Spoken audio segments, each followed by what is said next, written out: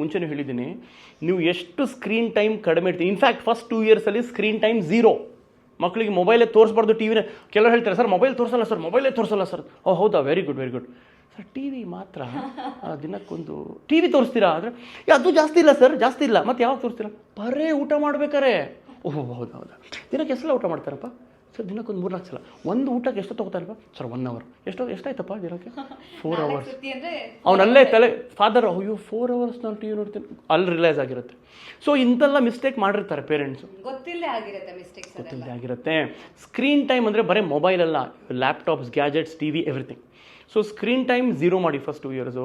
ಮಕ್ಕಳ ಜೊತೆ ಮಾತಾಡಿ. ನಾನು 1000 ಸಲ ಹೇಳಿದ್ದೀನಿ ಎಲ್ಲರಿಗೂ, ಫಸ್ಟ್ 2 ಇಯರ್ಸ್ ಎಕ್ಸ್ಟ್ರೀಮ್ಲಿ ಕ್ರೂಷಿಯಲ್ ರೀ.